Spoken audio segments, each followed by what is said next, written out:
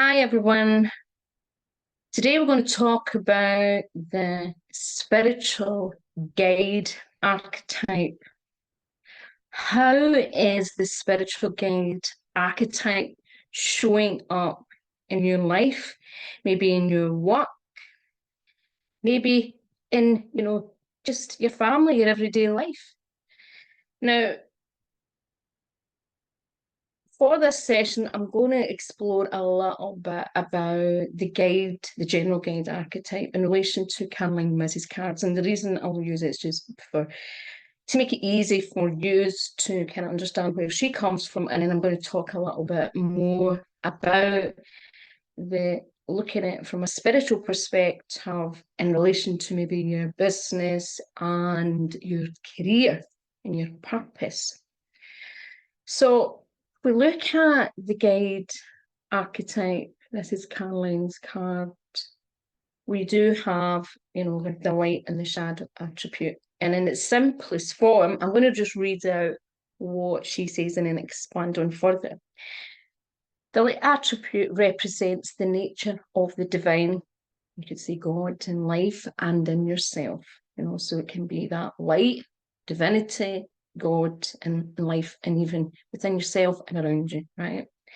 The shadow element is when we place financial gain and control over imparting spiritual insight. And it's when we are, it's like going from the opposite, sharing and being in the flow and guidance. If we think about spiritual guidance as in guidance that we get, right? And guidance that we get, and it's so strong and it feels so natural, and that we feel guided to do something. It is coming from, there can be different energies when it comes from ego, when it's an egoic one, and when it's actually something from it's the greatest good of all, right? There's that light comes through and something where you're guided, and sometimes you're guided to do things that you don't always know why, but the guidance is so strong and so clear and crystal clear. And how could I explain it? It's like there's sometimes we're very intuitive in the flow, but there's sometimes we have this kind of power that comes through.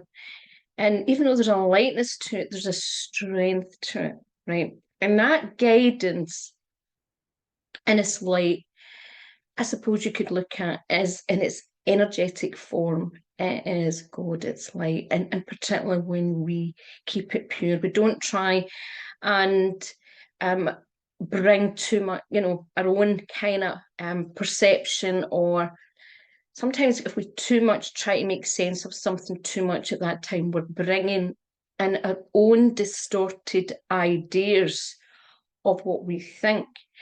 And when you're a clear channel, if you think about people that were prophets and things and people that have guidance, that kind of guidance, they have to get out of their own way and they have to get out of preconceived ideas about things, because if not, they bring their own ideology and their own interpretation of something.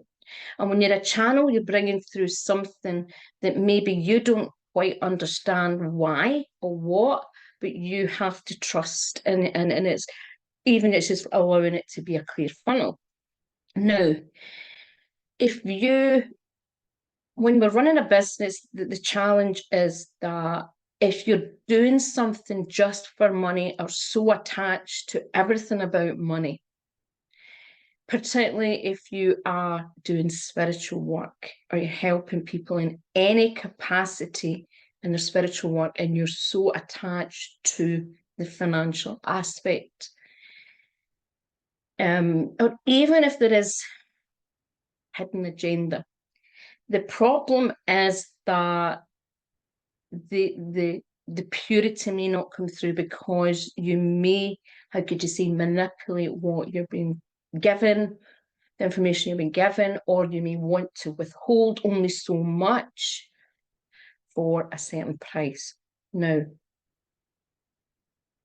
this is a fine line, because we are all on earth here at the moment to support other people and to help guide them in a way, right? Now, even though I would say I'm a teacher in relation to stress management and things like that, don't like ever saying that I'm a spiritual teacher, because I think there can be a very egoic, even though maybe for marketing purposes, sometimes there's things that we try and use in ways for people to find us. I wouldn't. I think sometimes when we put ourselves out as this spiritual teacher, it can come from this egoic aspect that we know everything and that we have all the answers, right? When in so many levels that is not true. Everyone within themselves has the ability to access what they need to access and what the universe or God or light is want to share with them. But we don't have always all the answers. We can't always see the bigger picture. And the guide archetype in its light form is coming from, first of all, if you're guiding anyone, if you think about when we're being guided by light, some people, everyone comes from a different perspective, the Holy Spirit, divinity, light. When people feel that guidance, they know it's coming from like a higher aspect. Now, some people might say it's the higher self. Some people might say it's coming through in a universal way, and it's coming through that God aspect. Now, when we feel that, it has a vibration to it. It has a high vibration of light and frequency, right? Now, if you think about when someone is guiding you towards something, or if you think about if you're a child and you need a mentor, to help you with something at school, or a mentor to help you in some area of your life, or anyone needs a mentor. You need someone that has a certain amount of knowledge and wisdom and insight that is a bit wider, or maybe, how could you say? And I'm going to say this in just one way to let you think about, and I don't mean just to do with higher, I mean that they're able to look beyond what you may be able to see. So it's almost like someone has a higher perspective. It's almost that they have a higher view, as in, if you think about it, when we sometimes, if we're walking along a road and we only see what's in front of us, we have a limited view. But if we're on this up top, or maybe in a helicopter, we can see down and we can see a bigger perspective, and that's what I mean. So if you're a spiritual guide, or you're helping anyone in your business from a spiritual guide perspective, your role is not to tell them what to do. Your role is not to control. It's not a control, and it's not about, holding on to everything and saying, I'm only giving a little bit. And one of the things that I see is, see that sometimes when you're coaching or you're helping people, they're very reluctant in their business to give. Well, I'm not saying everyone, but there is some people who are very reluctant. They only want to just give a little bit. And even in their marketing, or when they're trying to help people connect with them, they can struggle because they're so cautious about giving everything away that they don't really give any wisdom or insight or anything away to help people get connection and trust, and to get people to really understand where they're coming from.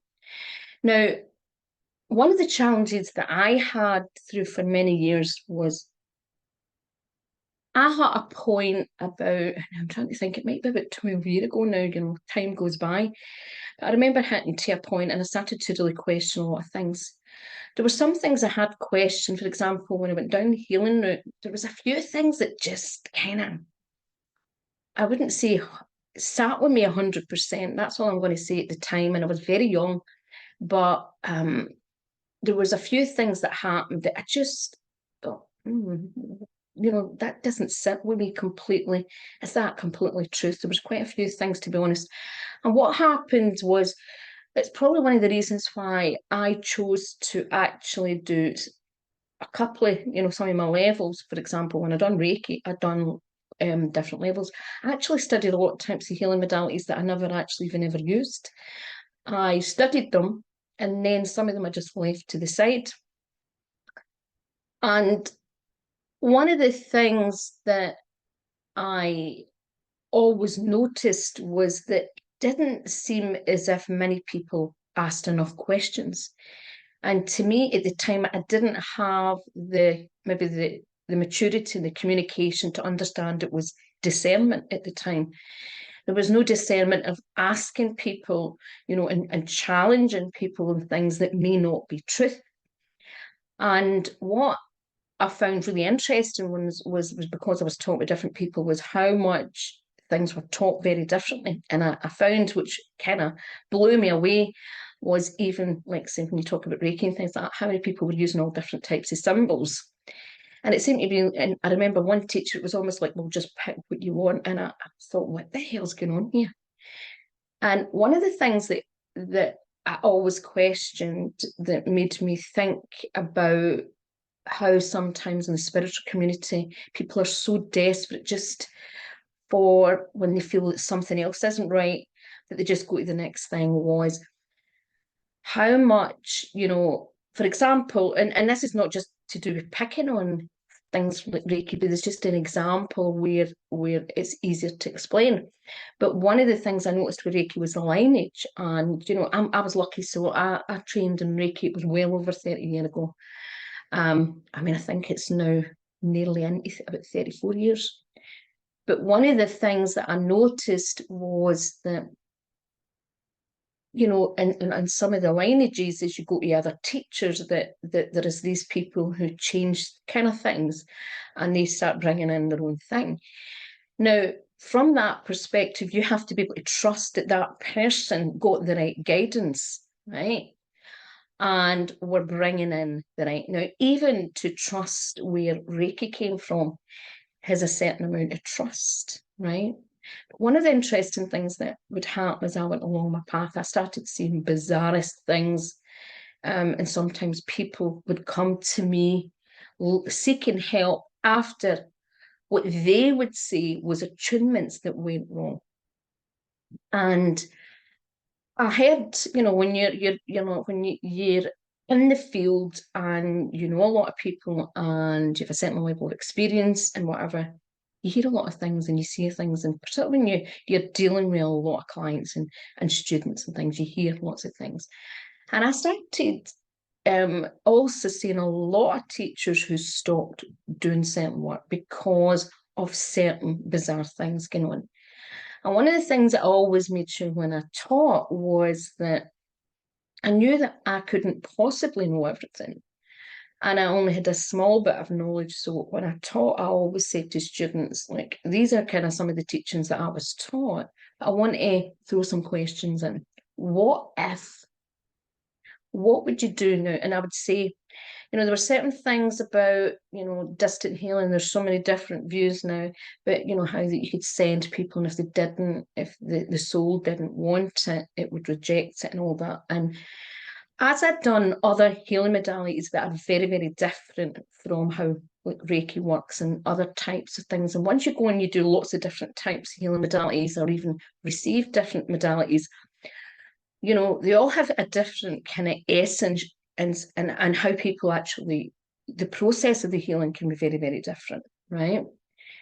And one of the things that I found interesting was how the energy was very different. Obviously, everyone has their own unique essence of energy, right? So you can feel that different for each student of whatever healing modality. But there was also something else. And what also I noticed why certain types of healing modalities really work really well for certain types of challenges very quickly. And certain other ones just seem, for most things, be more relaxing, or, that made me question things. And I then had some spiritual experiences and experiences when I was working with students and clients that concerned me, what I was picking up with a lot of healers. And nobody could really answer me with some things, and it made me go down. I was really desperately seeking answers. And one person actually turned up just at the beginning of this journey was my friend David. And basically, David had a workshop, and it was strange how it happened. I didn't know if he had him, but he contacted me online and he said, I don't know what it is, but I'm really getting a strong message that I have to connect with you. And he says to me, look, I'm running. He was coming down from, he was traveling down in my local area for that weekend to do a workshop, and asked if I would like to come or I would like to connect. And he says, I know it sounds really bizarre. And at that point, I couldn't connect with him for another reason, but he came and asked if he could come and to my home and come and visit me. And what he didn't know at the time, I had some really bizarre symptoms for, I think it'd been going on for about 6 months. I had internal bleeding. I didn't know at the time, but I had a mass, I had a benign tumour, and I had basically a lot of stomach issues and was really unwell. And my family were really worried about me at the time. And the hospital were kind of, I think, worried that it was really serious because there were so many things going on at the time. And I had basically spent all my savings plus a credit card on some private help to support me, and I had kind of run out of money at that point. And he appeared and said he had been guided. He didn't know why, but and when I understood what I did, he wondered if we could come to some arrangement where I kind of supported him with his business and he would do some work on me. And what I found really interesting was he'd done a lot of work of things that I was really wanting to do, but because of some of the health challenges that I hadn't been able to do some of these types of training. So he taught me a lot. And it's funny how when the student is ready, they say the teacher appeals, but so the guide or the mentor appears. And there's been many situations in my life where I've went really seeking answers, and I said, look, and I said, come on, I want someone that's going to really, really help me see more here. And I've asked to be given it. Now, what happened, but one of the things I recognise would be times when I would seek and I would be getting the wrong sort of people. But I was guided to where my ego, because at that time I wasn't open enough. I had a lot of fear about certain things. So I wasn't open enough to certain ideologies, ideas, and it wasn't to probably certain stages in my life. I'm going through certain hardships and certain extremes that pushed me to be more open. So those were the stages in my life where I was ready for that next guidance, right? Now, the interesting thing about the best guides and mentors are the people who have freely parted knowledge, who are not the withholders, they're not fearful, they are generous in spirit, they know that that's part of their calling and they want to share, right? Because it's coming from a greater aspect, right? And they're the people that really do the work. They don't just turn up to do their work as a hobby. And they don't just sit on something. The key with a guide, someone that is more of a guide, is that they are willing to explore. They don't kind of get stuck in one level or stuck in one ideology, one belief, and one view that they cannot see what's around them. And the interesting thing that I've found about most people that are really strong guides is they're very empathic. Well, yeah, most of them, I suppose, probably very highly empathic, but more very intuitive, sensitive, so they have an ability to be tuned into things. They're not disconnected. They're not disconnected from spirit. They're very connected to spirit. They're very connected to their soul, and they're very connected to God, like divinity. Where people that tend to be really, how could you say, struggle to share, and it's all about just about money and parting, and holding back all the time.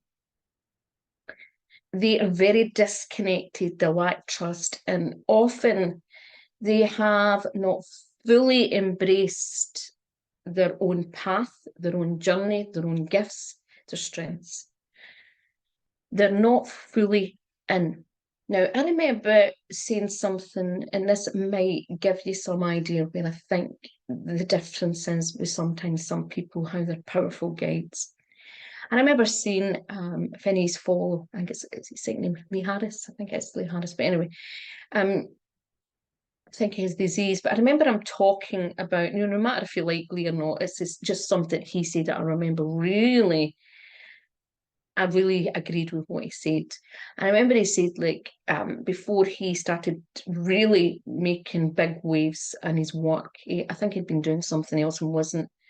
I think he'd always been a musician, but he hadn't really fully embraced his sort of spiritual journey and his spiritual gifts. But basically, what happened was, I think he went to something, and the person that was taking this big workshop had more or less said, are you ready to completely surrender to your purpose?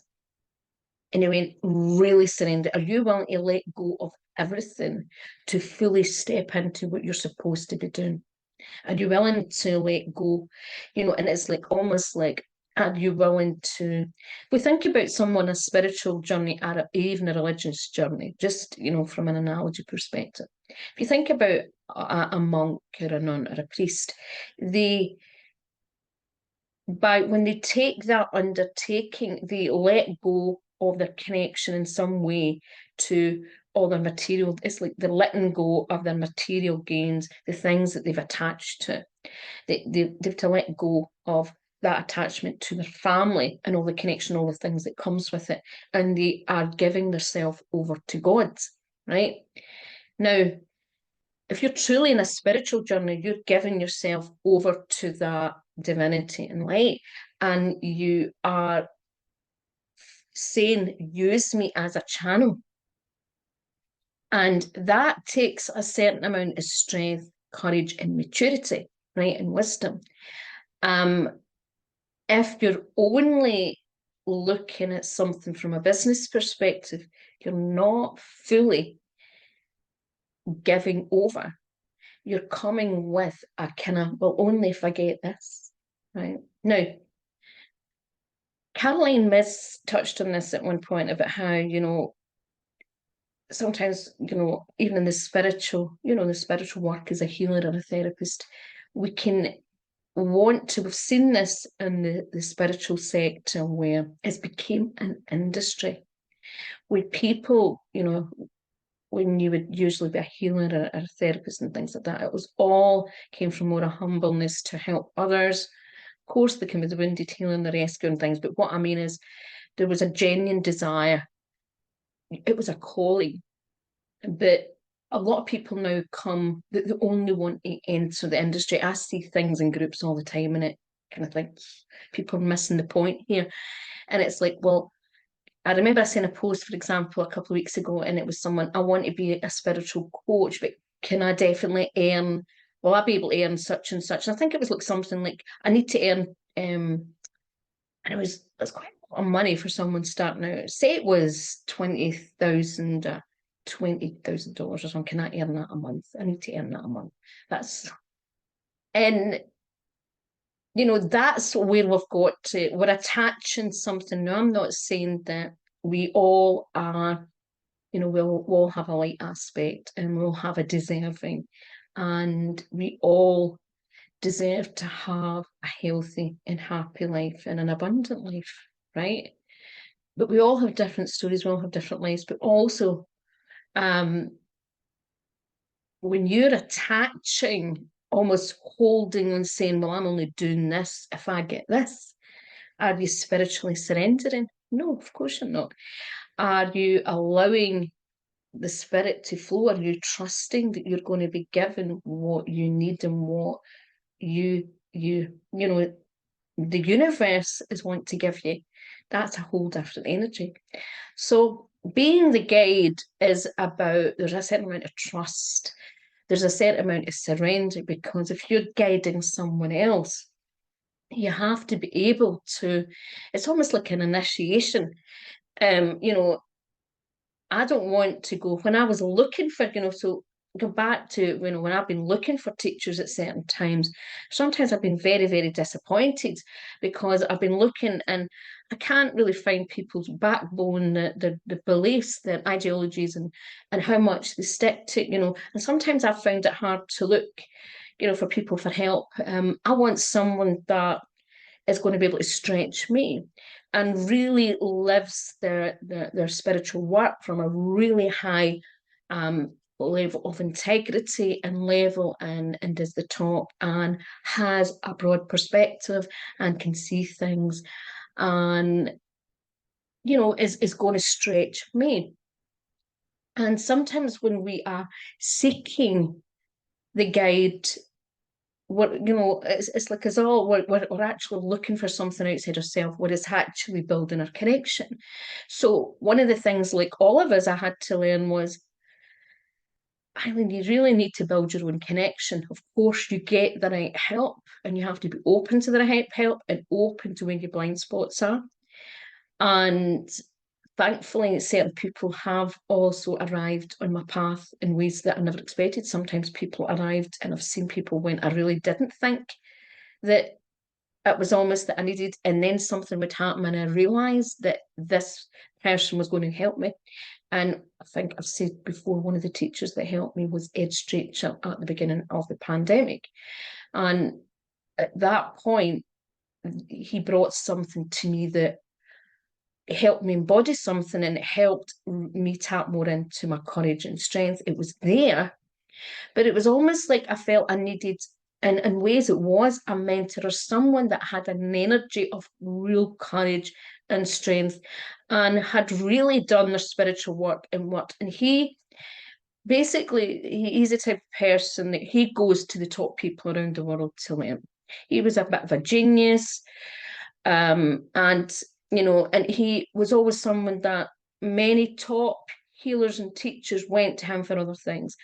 And so why would I go to him was not just about that. There was also something about his energy at that point, that he had that very masculine, strong, where I felt that being an empath and a sensitive and a bit fluffy at times, I would say that I've always had a backbone, I've always integrity and tenacity, but a bit of a people pleaser, and always worried that I was going to offend people with truth, where I knew that truth was far more important, certainly in what we're in at the moment.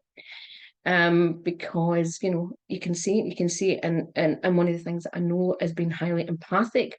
Lots of people are highly empathic and highly sensitive, for example, can really sometimes struggle with reality, and are so particularly so sensitive that tend to get into more neuroticism, that they become so like, please don't hurt me, kind of, or please don't offend me, that the wounding is so deep that you can't be truthful with them. They want everybody to pamper. Now, I wasn't quite like that. I just had a real challenge of understanding how to create boundaries. But there is things that I knew as an empath that I needed to armor up and to guide a lot of the people that I was working with through challenges that some of them I could see hadn't a clue what's going on. And I know there's still many people that even though most of the people that follow me are my clients or students, are very switched on, there is some of my types of work that people are still in the early stages of their spiritual awakening and their societal awakening. And they can't really see what's going on. They maybe see some things, but they're very blinded, and sometimes that's because just of their own shadow. And I knew from my journey that I had been given visions and premonitions about things, and it was partly about my own path and my role and what I needed to do. And part of that was having the courage to be able to speak truth and to say things that a lot of people weren't going to like. And maybe wonder what the hell I was talking about, but to be able to do it no matter what was going on and no matter what maybe personal attacks I was getting, from some close to me or around in relation to that something that was going to just help me, as I said, armor up, protect me, so that I could be a guide and a mentor for people that were going through the challenges, because a lot of the business owners that I were helping were very switched on and awake, but they were crumbling because some of them, it caused relationship rifts. As I said, they were taking a lot of abuse by standing up for the collective, and there still are. Now, I'm not saying that everybody that I support, I believe in everything that they say, or even the people that I would say are in my circle that are more awake. Do I believe in everything that they believe and what their view of it? No, definitely not. There's a lot I don't. But what I do know is that as a guide or as a mentor, my role is to help in that position when I'm working, is to help guide people towards their own inner guidance. And one of the things that I think has been a great reminder over the last 4 years is how many people, how much of the mass population are so disconnected from their own spiritual guidance. They're very disconnected from their soul. They're very in their head. And even that, and people in the awake community, because they've got caught up in a lot of divisiveness. And we all can get triggered, I mean, you'll see me when I'm triggered. But the reality is, in our spiritual guidance, it's us being an open vessel for the light, for divinity, right? And when we are parting guidance for other people, it's not about us dictating anything. It's not. It's about us sharing maybe our perspective, sharing our insight, sharing. And when I mean wisdom, it's like when we talk about the crone and the wise woman, it's like you can have a granny or your mum or someone older that has some more wisdom and insight. Now, does that mean that everything that they say is true? Of course not, right? Does everything that they think is right, it doesn't, or correct, or is the way to do things? Of course not. But they can have a certain level of bigger insight. Now, at the moment with the awakening, it's very hard for people who are not awake at all to societal what is going on and spiritually what's going on, to help other people with those issues if they don't have a clue what's going on, because they're very blinded then, right? And it's like one of the things that I still see is a lot of people in cognitive dissonance and want to hide their head in the sand and want to pretend everything's okay. And one of the things about a guide archetype is that it helps people see the divinity, but they're not hiding their head. Someone that's like a mentor or a guide, it's not someone that is going to be well, I don't want to see that part. We'll just pretend that doesn't happen. They have a certain amount of discernment. And one of the things that, the true guide has the left and the right brain. They have the intuitive side, but they also have objectivity. And they can keep calm and rational. Sometimes when we're very intuitive and very empathic, we're so overly involved that we can't look at things from an objective perspective.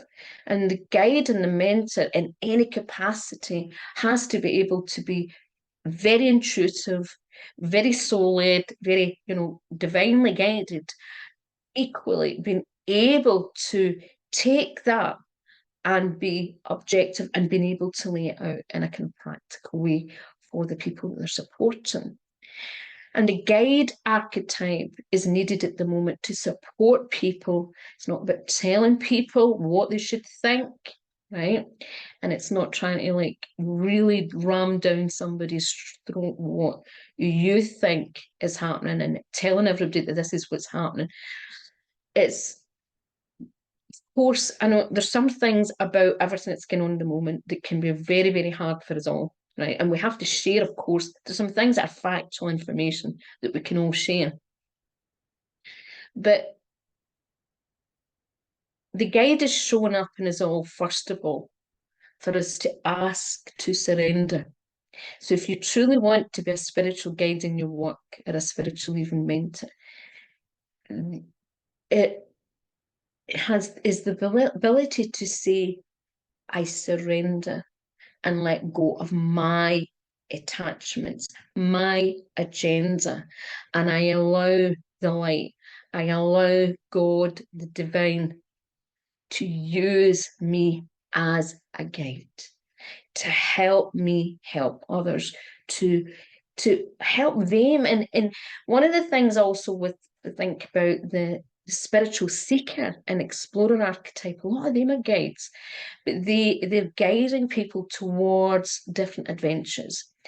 So often spiritual seekers and spiritual explorer archetypes basically have this energy and insight, and where they've kind of dabbled, or not just dabbled, but often have studied lots of things.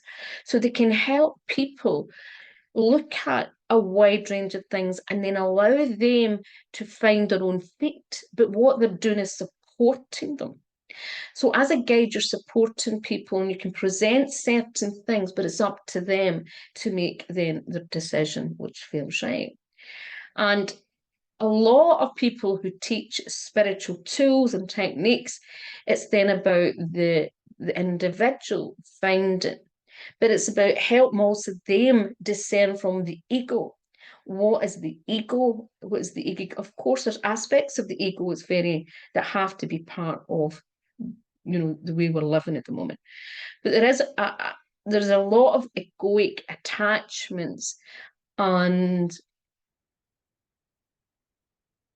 egoic constructs that are breaking away, that a lot of people are going to struggle with if they don't have that ability to surrender, because they're so attached to this construct of how they want their life to be, that they don't have a good soul connection. When we connect with the soul guides us and can take us and places and beyond, and attract things that we never imagined, because we're allowing ourselves to go to that higher dimension.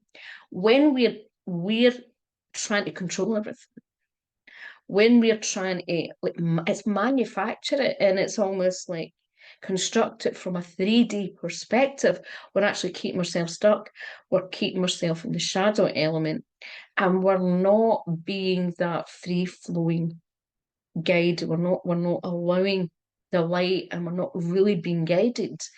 We are being the ego, the mind is controlling us. So I thought I would share that today. If you like this video, please like, share, and subscribe. Have a wonderful day, and if you'd like to learn more about some of my archetypal courses or sessions, check out the link below. Bye-bye for now.